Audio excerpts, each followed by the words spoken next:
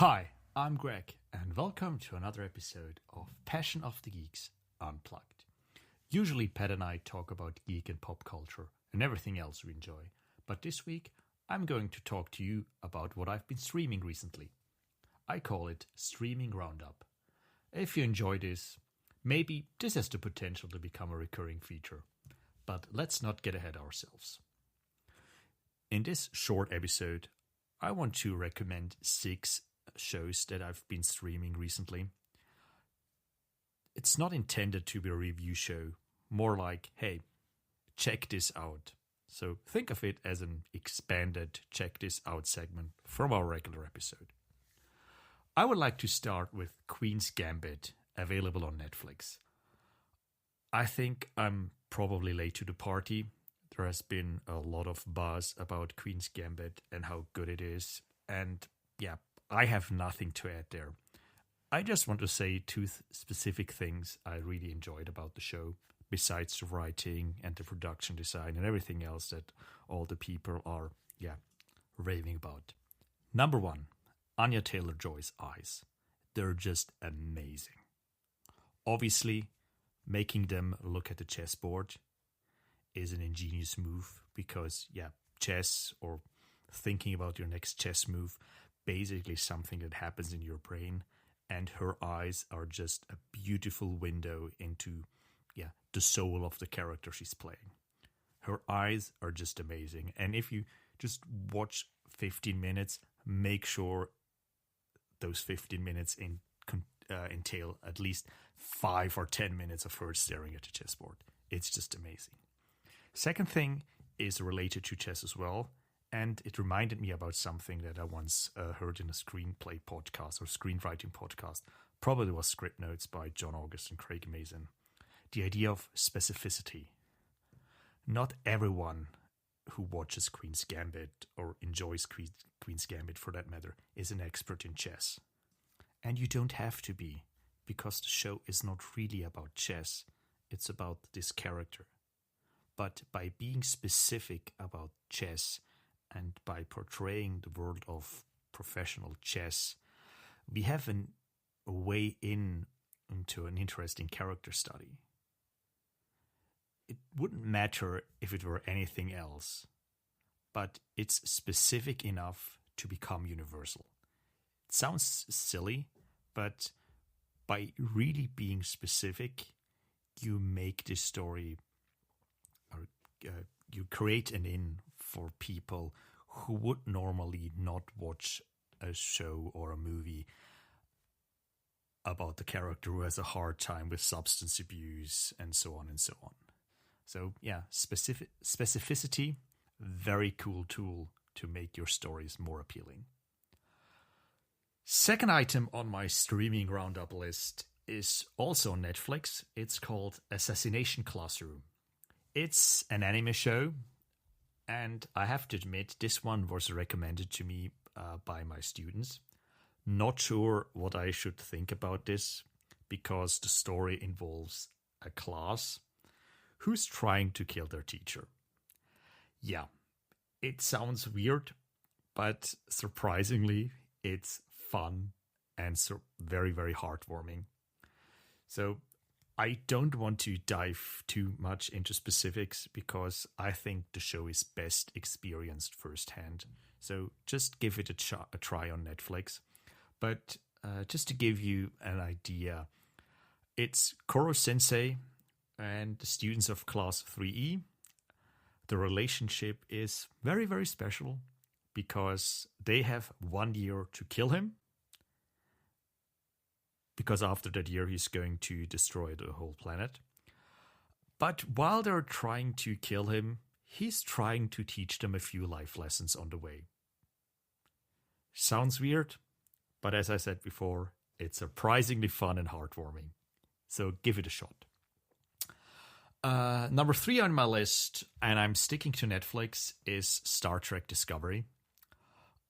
I've mentioned it on the podcast before, but Star Trek Discovery Season 3 is really good.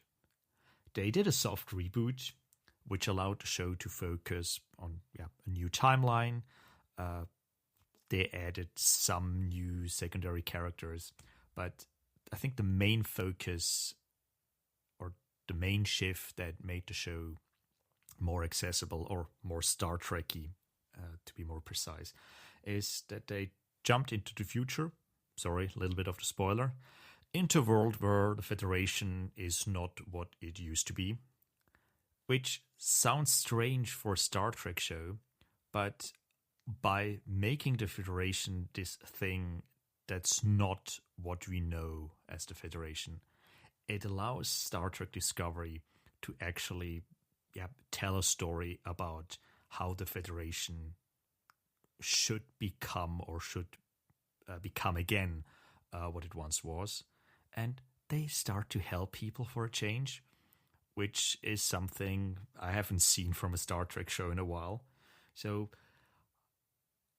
if you fell off the bandwagon, so to speak, during the first 2 seasons of Star Trek Discovery, give it a chance, because it finally feels like Star Trek again. My number 4 show for today, also on Netflix, it's Warrior Nun. And this one is just, it's a little bit silly, but I really enjoyed this one. It's an action-adventure show about the title of Warrior Nun, who, let's just say some religious magic mojo gets superpowers.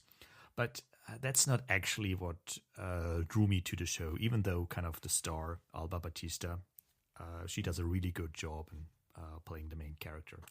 What I really liked about it is that there was a show or an action-adventure show on TV or on Netflix, to be specific, that's not just set in the United States. The show is set in Spain, and I just enjoyed the change of scenery. And the storytelling was good enough to keep me hooked. There were some interesting twists and some interesting reveals in season 1. So I'm quite excited for season 2. So that's Warrior Nun on Netflix as well.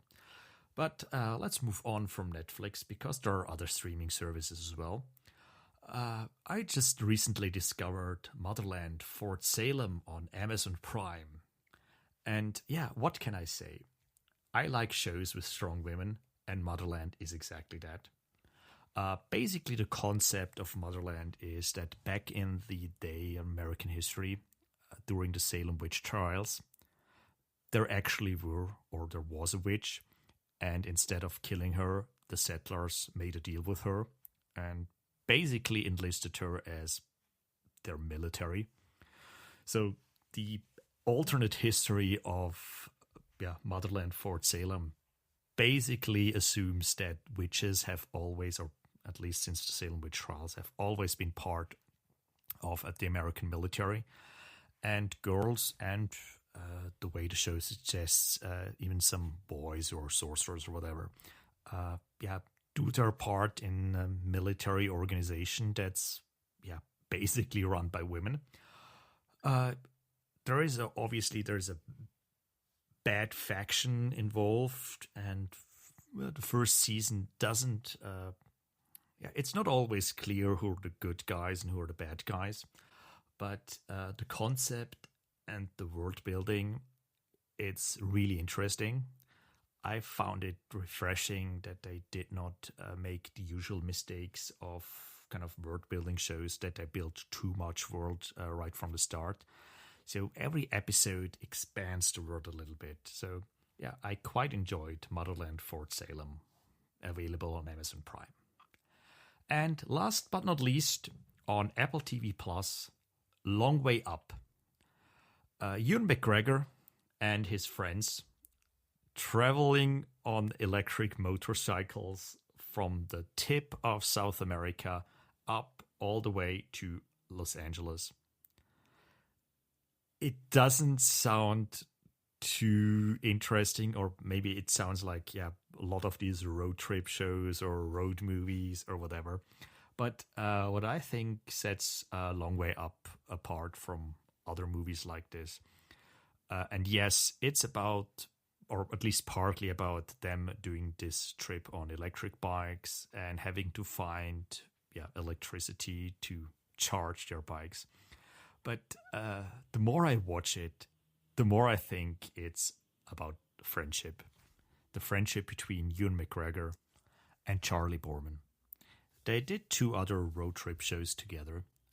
I have to admit, I haven't watched these, but I'm planning on doing that after I finished A Long Way Up, because the others, Long Way Around and Long Way Down, are also available on Apple TV+. So yeah, if you like a road show about 2 friends overcoming obstacles and having a good time, Long Way Up is definitely a thing for you. Okay, this is it for this first installment of Streaming Roundup. If you liked it, if you enjoyed it, maybe let us know. If you did not enjoy it, probably best to keep quiet. So yeah, this is it for this week. Please like, share, and subscribe to our podcast.